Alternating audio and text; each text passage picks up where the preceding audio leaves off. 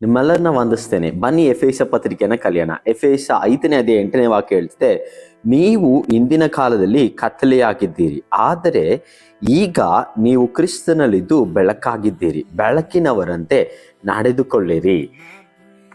ಪ್ರೀತಿಯ ದೇವಚನರೇ, ಎಫೆಸ ಪತ್ರಿಕೆ 5ನೇ ಅಧ್ಯಾಯ ಈ ಕೊನೆ ಭಾಗಗಳಲ್ಲಿ ನಾವು ಕಲಿಯುವಂಥ ವಿಷಯ ಏನಂದ್ರೆ, ಕ್ರಿಸ್ತನಲ್ಲಿ ಇರುವವರಾದ ನಾವು ಹೇಗೆ ನಡೆದುಕೊಳ್ಳಬೇಕು ಎನ್ನುವುದನ್ನು ನಮಗೆ ಕಲಿಸ್ತದೆ. ನಾವು 4ನೇ ಅಧ್ಯಾಯದಿಂದಲೇ ನಾವು ನೋಡುವಂಥ ಒಂದು ವಿಷಯ ಏನಂದ್ರೆ, 1ನೇ ಅಧ್ಯಾಯದಿಂದಲೇ ನಾವು ನೋಡ್ತೀವಿ, ಯೋಗ್ಯರಾಗಿ ದೇವರು ನಿಮ್ಮನ್ನು ಕರೆದಿದ್ದಾರೆ, ಅದಕ್ಕೆ ಯೋಗ್ಯರಾಗಿ ನಡೆದುಕೊಳ್ಳಿರಿ. ನೀವು ಅನ್ಯ ಜನರಂತೆ ನಡೆದುಕೊಳ್ಳಬೇಡಿರಿ. ಅದಾದ ಮೇಲೆ ನಾವು ನೋಡ್ತೀವಿ, ನೀವು ಹಳೆಯ ರೀತಿಯಲ್ಲಿ ಪೂರ್ವದಲ್ಲಿ ಹೇಗಿದ್ರಿ, ಮೊದಲು ಹೇಗಿದ್ರಿ ಹಾಗೆ ನಡೆದುಕೊಳ್ಳಬೇಡ್ರಿ. 5ನೇ ವಾಕ್ಯದಲ್ಲಿ ಹೇಳ್ತಿದೆ, ಪ್ರೀತಿಯಲ್ಲಿ ನಡೆದುಕೊಳ್ಳಿರಿ. ತಿರುಗಿ ನಾವು ದೇವರ ವಾಕ್ಯದಲ್ಲಿ ನಾವು ನೋಡ್ತೀವಿ, 15ನೇ ವಾಕ್ಯದಲ್ಲಿ ಜ್ಞಾನ ಉಳ್ಳವರಾಗಿ ನಡೆದುಕೊಳ್ಳಿರಿ.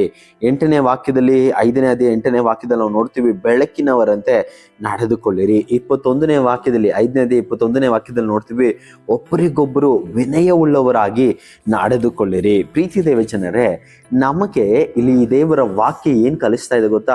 ಅಪೊಸ್ತಲನಾದ ಪೌಲನು ಪವಿತ್ರಾತ್ಮ ಪ್ರೇರಿತನಾಗಿ ಆತನು ಹೇಳ್ತಿರುವಂತ ಮಾತುಗಳು ಏನು ಗೊತ್ತಾ? ಕ್ರಿಸ್ತನಲ್ಲಿ ಇರುವವರಾದ ನಾವು, ದೇವರಿಂದ ಆರಿಸಲ್ಪಟ್ಟು ಕರೆಯಲ್ಪಟ್ಟು ದೇವರ ಮಕ್ಕಳಾಗಿ ಆ ಒಂದು ಸ್ಥಾನವನ್ನು ಹೊಂದಿರುವಂತ ನಾವು ಹೇಗೆ ನಡೆಯಬೇಕು ಎನ್ನುವುದನ್ನು ಕಲಿಸಿಕೊಡ್ತಾ ಇದೆ. ಪ್ರೀತಿ ದೇವಜನರೇ, ಇವತ್ತು ನಾವು ಈ ಭೂಮಿಯ ಮೇಲೆ ಹೇಗೆ ನಡೀತಾ ಇದ್ವಿ ಎನ್ನುವುದನ್ನು ಆಲೋಚನೆ ಮಾಡೋಣ. ಯಾಕಂದ್ರೆ ನಮ್ಮ ದೇವರು ಬೆಳಕಿನಲ್ಲಿರುವುದರಿಂದ ನಾವು ಕೂಡ ಬೆಳಕಿನವರಾಗಿ ನಡೆಯೋಣ. ಬೆಳಕಿನಲ್ಲಿ ಎಲ್ಲವೂ ಕೂಡ ಕಾಣಿಸ್ತದೆ, ಯಾವುದು ಕೂಡ ರಹಸ್ಯವಾಗಿರೋದಿಲ್ಲ. ಆದ್ದರಿಂದ ನಮ್ಮ ಜೀವಿತ ಒಳಗೊಂದು ಹೊರಗೊಂದು ಇಲ್ಲದೆ ಬೆಳಕಿನಲ್ಲಿದ್ದು ಎಲ್ಲರಿಗೂ ಕೂಡ ಪ್ರಕಾಶ ಕೊಡುವಂಥ ರೀತಿಯಲ್ಲಿ, ದೇವರ ನಾಮ ನಮ್ಮ ಮೂಲಕವಾಗಿ ಮಹಿಮೆ ಹೊಂದುವಂಥ ರೀತಿಯಲ್ಲಿ, ಒಳ್ಳೆಯ ರೀತಿಯಲ್ಲಿ ನಡೆದು ದೇವರ ಮಕ್ಕಳಿಗೆ ತಕ್ಕಂತೆ, ದೇವರು ನಮಗೆ ಕೊಟ್ಟಿರುವಂತಹ ಕರುವಿಕೆಗೆ ತಕ್ಕಂತೆ ನಡೆದು ದೇವರ ನಾಮನ ಮಹಿಮೆ ಪಡಿಸೋಣ. ದೇವರ ವಾಕ್ಯದಿಂದ ನಿಮ್ಮನ್ನು ಆಶೀರ್ವದಿಸಲಿ.